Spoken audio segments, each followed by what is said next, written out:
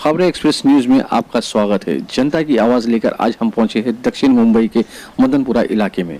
आज हमारे साथ मौजूद है अब्दुल रब साहब और अब्दुल रशीद साहब, जो कि मदनपुरा में बेग मोहम्मद चाल में रहते हैं। आज हमको बताएंगे किस तरीके से बीएमसी के ई वार्ड के भ्रष्ट अधिकारियों ने स्थानिक लोगों के साथ में मिलकर अब्दुल रब साहब और अब्दुल रशीद साहब के साथ जाती दुश्मनी निभाई है। जैसे कि हमने आपको बताया कि अब्दुल रब साहब और अब्दुल रशीद साहब बेग मोहम्मद चाल में रहते हैं। अब्दुल रब साहब का रूम नंबर 48 है और अब्दुल रशीद साहब का रूम नंबर 56 है। स्टेट डिपार्टमेंट और बिल्डिंग डिपार्टमेंट ई वार्ड के भ्रष्ट अधिकारियों ने किस तरीके से बेग मोहम्मद चाल में हो रहे दूसरे इलीगल कंस्ट्रक्शन को नज़रअंदाज करते हुए और अपनी जाती दुश्मनी निभाते हुए अब्दुल रब साहब और अब्दुल रशीद साहब के घर का डिमोलिशन किया। आइए हम अब्दुल रब साहब से जानेंगे उनकी ज़बानी के उनके साथ एग्जैक्टली क्या हुआ था, किस तरीके से बीएमसी ई वार्ड के भ्रष्ट अधिकारियों ने कानून को अपने हाथ में लेते हुए कार्रवाई की।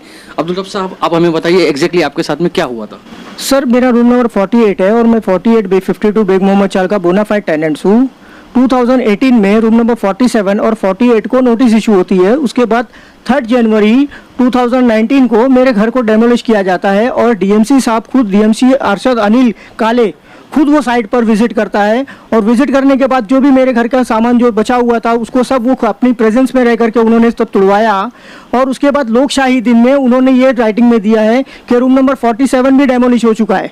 फिर उसके बाद अगेन 2019 में ही 27 नवंबर को विदाउट एनी नोटिस उन लोगों ने हमारे घर का लॉक तोड़ करके हमारे पूरे घर को तोड़ दिया।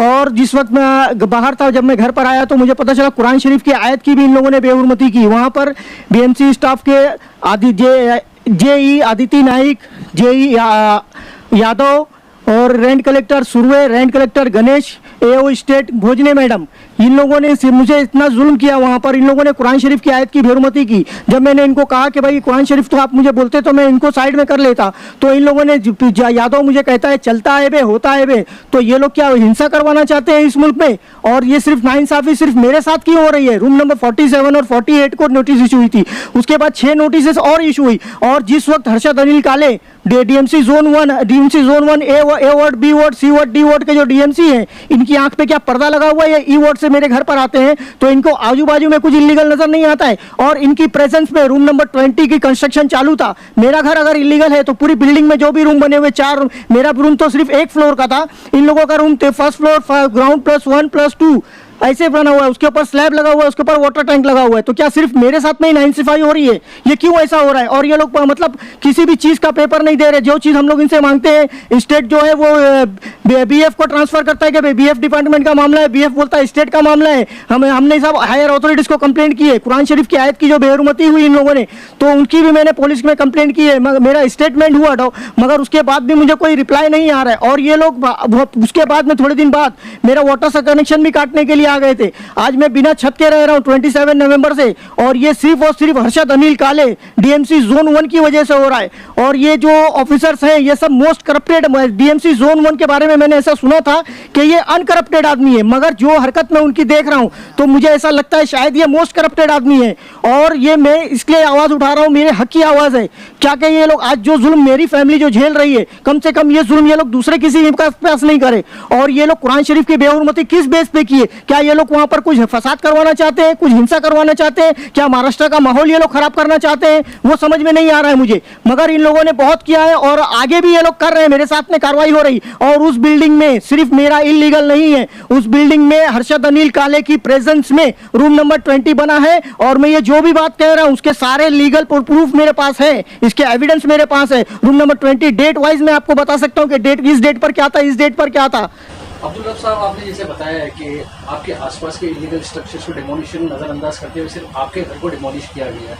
आपने जैसे बताया कि बीएमसी जो अधिकारी है आपके साथ जाती दुश्मनी निकालना चाह रहे हैं, इस बारे में आप क्या बोलेंगे? भाई, डीएमसी हर्षद अनिल काले ने लोकशाही दिन में ये वहाँ पर राइटिंग में दिया है उन्होंने कि रूम नंबर 47 को डेमोलिश कर दिया गया है, और room number 47 as it is आज तक के खड़ा हुआ है। और दूसरी बात ये कि डीएमसी हर्षद अनिल काले, श्री हर्षद अनिल काले साहब ने मुझे एक ईमेल किया था 16 अप्रैल को कि उन्होंने ये कहा था कि मैं अभी कोविड-19 की वजह से मैं कस्तूरबा हॉस्पिटल का नोडल ऑफिसर हूँ और मुझे जैसे ही मतलब ये ड्यूटी से मुझे फारिग मिलेगा मैं ई वार्ड में सबसे पहले 52 बेग मोहम्मद चाल का डेमोलिशन करूंगा। मगर मुझे ऐसा लगता है कि शायद श्री हर्षद अनिल काले साहेब ये भूल चुके हैं, अपने प्रॉमिस को वो भूल चुके हैं। और दूसरी बात ये कि जिस वक्त मेरा घर डेमोलिश किया जा रहा था विदाउट एनी प्रायर नोटिस, मेरा घर लॉक तोड़ करके तोड़ा गया और हर्षद अनिल काले साहब ने मुझसे क्या कहा था कि अभी लॉकडाउन चल रहा है और कोर्ट का स्टे है। जब कोर्ट का स्टे खत्म हो चुका है, जब कंगना रनावत का एक शॉर्ट नोटिस पे 24 आवर्स में उन लोगों ने डेमोलिशन कर दिया, तो और मेरे भाई के कारखाने बगैर को रूम नंबर 56 को इन लोगों ने शॉर्ट नोटिस 7 डेज की नोटिस पर डेमोलिश कर दिया। तो उनकी वहां पर जो बाकी जो 7 नोटिसेस है और जो पूरी बिल्डिंग को नोटिसेस है जिसको आज इशू करके भी किसी को 8 महीना हो गया, किसी को 2 साल हो गया, तो उस पर एक्शन क्यों नहीं हो रहा है। और जिस वक्त मेरा घर डेमोलिश किया जा रहा था, मैडम अदिति नाइक और जेई यादव ये फोन पर इनको कोई इंस्ट्रक्शन दे रहा था, ये उनके इंस्ट्रक्शन के हिसाब से मेरे घर को डेमोलिश कर रहे थे। ये पगार तो सरकार से ले रहे हैं मगर ये चल किसी और के बोलने पे रहे थे। और श्री हर्षद अनिल काले साहब इनकी आंख पे पट्टी बंधी हुई है क्योंकि जिस वक्त ये हमारे घर पर 3 बार विजिट किए, मैं बचपन से यहाँ पर जवान हो चुका हूँ मुंबई में, मैंने आज तक के नहीं देखा कि कोई डीएमसी किसी पर्सनल प्रॉपर्टी पे किसी एक घर को डेमोलिश करने के लिए डीएमसी पर्सनल विजिट करता है। डीएमसी श्री हर्षद अनिल काले साहब मेरे घर पर 3 बार विजिट कर चुके। क्या उनकी आंख पर पट्टी बंधी हुई है? ये किस चीज की पट्टी बंधी हुई है? ये आप लोग समझ सकते हो कि ये क्यों चीजों को नजरअंदाज कर रहे हैं। सिर्फ मेरे ऊपर एक्शन लेते हैं वो और बाकी 7 किसी नोटिस पर एक्शन नहीं लिए।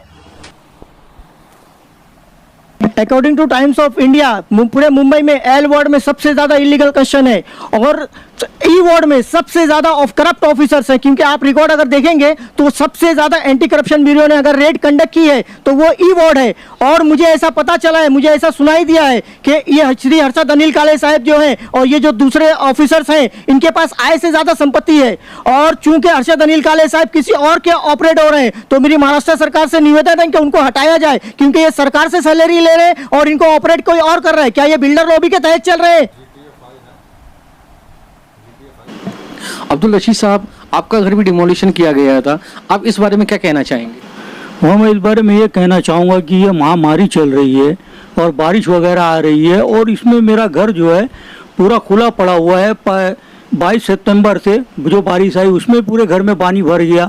5 अगस्त को जो बारिश है उसमें पूरा पानी भर गया। मेरी बच्ची एसएससी में है और ये लाइफ का यू टर्न होता है, उसमें कुछ समझ में नहीं आ रहा है हम लोगों को क्या करना है क्या नहीं करना है। और हम लोग उसी बारिश में और महामारी में रहते हुए उस घर में रह रहे। और मिस्टर अनिल काले जो डीएमसी है जोन 1, उनको ना रहम आ रहा है ना कुछ आ रहा है। हमने उन लोगों को कंप्लेंट भी किया, ना वो तालपत्री डालने का परमिशन दे रहे ना कुछ दे रहे हम लोगों को। और ऊपर से हम लोगों को मतलब रहने की भी परमिशन नहीं दे रहा। बोलते तुम्हारे घड़ी घड़ी फोटो आ रहा है तुम्हारा। तो अब आप बताइए कि हम लोग इस तरह रहेंगे क्योंकि सबके घर में बच्चियाँ होती है, सबके घर में फैमिली होती है। और जब मैं इस हालत में रह रहा हूँ तो किस तरीके से मैं अपनी ज़िंदगी गुजार सकता हूँ। और जब घर डेमोलिश हो रहा था सर तो मैं बाहर था, उस वक्त घर में ताला लगा हुआ था। तो नाइक मैडम करके है वो मुझे मैसेज करते हैं कि अगर तू इधर पे घर पे नहीं आएगा तू करके, अगर घर पे नहीं आएगा तो मैं तेरी बच्ची को अरेस्ट कर लूंगी। और घर का लोगों ने ताला तोड़ दिया और घर में घुस के लोगों ने बच्ची के साथ मिसबिहेवियर किया, ये सब किया है। और बच्ची बहुत ज़्यादा एकदम डिप्रेशन में चली गई थी, बच्ची बहुत ज़्यादा डिप्रेशन में चली गई थी। अब सर मुझे समझ में नहीं आ रहा, जबकि उस जगह पे पूरी बिल्डिंग अनलीगल है सर, किसी का नहीं है। मेरा तो खाली हाइट थोड़ी सी ऊपर थी, बाकी वहाँ पे तो 3 माला 4 माला उठा हुआ है। टोटल 28 रूम पूरे अनलीगल है और सब भाड़े पे भी रूम चल रहे हैं जबकि स्टेट की प्रॉपर्टी। और हम लोगों के साथ ही क्यों ये नाइंसाफ़ी की जा रही है? आखिर इसके पीछे क्या वजह है, क्या दुश्मनी है बीएमसी को हमारे से? जैसे कि आपने बताया कि पूरी बिल्डिंग इलीगल है, तो उसमें बीएमसी ने हर किसी को नोटिस दिया था या सिर्फ आपको नोटिस दिया गया था? नहीं सर, बीएमसी ने जो है ना हर जो जितने अनलीगल उन लोगों को भी नोटिस दिया, पूरी बिल्डिंग पे नोटिस लगा चुके, लेकिन सिर्फ टूटा मेरा। इसके पहले जो है 6 या 7 नोटिस है, 7 नोटिस इशू हो चुकी थी, उसके अंदर सिर्फ मेरा ही घर टूटा है, सिर्फ मेरा घर टूटा है। और एक मेरे भाई का टूटा है, एक मेरा टूटा है, बाकी किसी नोटिस के ऊपर एक्शन नहीं हुआ। उन लोगों को जब हम लोगों ने बोला कि ये भाई हमारा ही तोड़ रहे हो, दूसरे का क्यों नहीं तोड़ रहे हो, तो वो लोग बोलते हैं कि नहीं सिर्फ तेरा ही अनलीगल है। जबकि इस वक्त एज इट इज मेरे बाजू में वो घर है उसका नहीं तोड़ा गया और सिर्फ मेरा तोड़ा गया। और कम से कम 3 से 4 मरतबा मेरा घर तोड़ते हैं लोग, जब उठे सूटे चले आते और तोड़ देते। एक ही नोटिस पहले इशू हुई थी, उसी नोटिस के ऊपर ये लोग घर तोड़ते चले जा रहे। अब हम लोग को कुछ समझ में नहीं आ रहा, कंप्लेंट वगैरह भी कर रहे लेकिन ये लोग कोई एक्शन नहीं लेते, कुछ नहीं, खाली हम लोग को घुमा रहे, कुछ नहीं करते। इसमें सबसे ज़्यादा जो रोल है अनिल काले और भोजने मैडम है, उन लोगों ने हम लोग को बहुत ज़्यादा हैरान कर दिया। स्टेट की भोजने मैडम, नाइक मैडम है बिल्डिंग फैक्ट्री की, और अनिल काले, ये लोग हम लोग के साथ कोई इंसाफ नहीं कर रहे। और आज भी मेरी छत खुली हुई है, मैं तालपत्री अगर डालने जाता हूँ तो मेरे घर पे पुलिस आ जाती है, मुझे तालपत्री डालने नहीं देती और बोलती है कि तेरे पास परमिशन है क्या? नहीं है, चल चौकी में चल। ऐसा करके मुझे बारिश में भीगना पड़ा है और कैसे वैसे मैं दिन निकाला।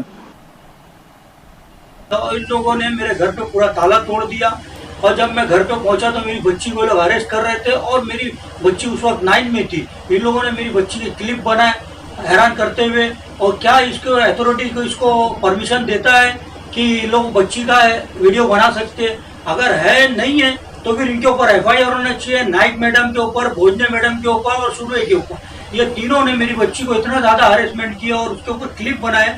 तो अथॉरिटी अगर इसको इजाजत नहीं देता तो ये लोगों ने किस हिसाब से क्लिप बनाया, और मेरा घर का ताला किस बुनियाद पे लोगों ने तोड़ के पूरा घर डेमोलिश किए, मुझे आज तक ये समझ में नहीं आया।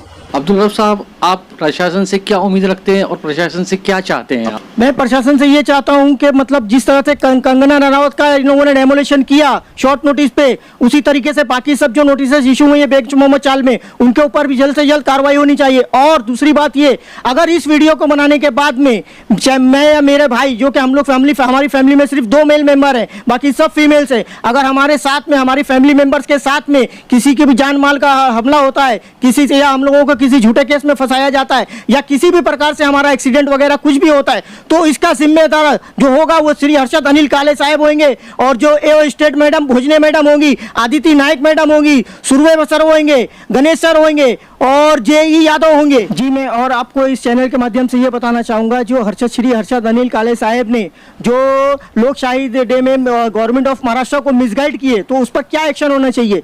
और जो चूंकि इन लोगों ने गवर्नमेंट ऑफ महाराष्ट्र को मिसगाइड किया है, तो श्री हर्षद अनिल काले साहब और एओ state Bhojne madam, rent collector Surve, rent collector Ganesh और JE आदिति नाइक, JE यादव, इन लोगों को प्रमोशन नहीं मिलना चाहिए। मेरी महाराष्ट्र सरकार से ये रिक्वेस्ट है, चूंकि ये लोग महाराष्ट्र सरकार के बनाए हुए कानून को नहीं मान रहे हैं और ये लोग अपने पावर का मिसयूज कर रहे हैं, बेगुनाहों बेजुल्म मजलूमों पर जुल्म कर रहे हैं ये लोग। तो मेरी महाराष्ट्र सरकार से ये निवेदन है, मेरी दरख्वास्त है कि वो इन लोगों का प्रमोशन नहीं हो, और इन फ्यूचर भी अगर उस बिल्डिंग में कोई डेमोलिशन, कोई किसी का नुकसान होता है, कोई जानी या माली नुकसान होता है, उससे लग करके जो है उमर जब स्कूल है जिसमें छोटे छोटे मासूम, नन्हे मासूम बच्चे पढ़ते हैं, अगर उन बच्चों की जान से कोई भी होता है, तो ये जितने ऑफिशियल्स इसमें मुलविस हैं, इन सब के ऊपर एक एक्शन ली जाए। और चूंकि कुरान शरीफ की आयत की बेहुरमती अगर हिंदुस्तानी कानून में अगर ये एक जुल्म है, और अगर मेरी आवाज नागपाड़ा पुलिस स्टेशन तक के पहुंच रही है, अगर इस चीज पर FIR लॉन्च होती है,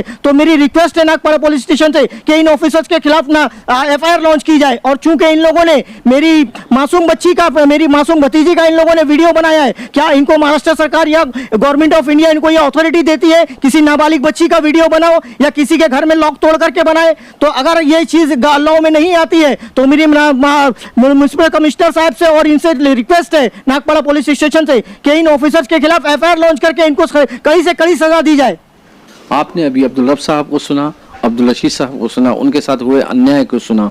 मैं अपने व्यूवर से रिक्वेस्ट करूंगा कि इस वीडियो को जितना हो सके ज़्यादा से ज़्यादा शेयर करें, क्योंकि BMC E-Ward और DMC जोन हर्षद काले ने जो इन लोगों के साथ गुंडागर्दी की और इन लोगों के साथ गलत काम किया, उसकी जानकारी हम प्रशासन तक पहुंचा सके और इन मजलूमों की आवाज़ प्रशासन तक पहुंचे, और ताकि इन लोगों को इंसाफ मिल सके। मैं अब्दुल मलिक, कैमरामैन अब्दुल आहद के साथ, खबर एक्सप्रेस न्यूज़।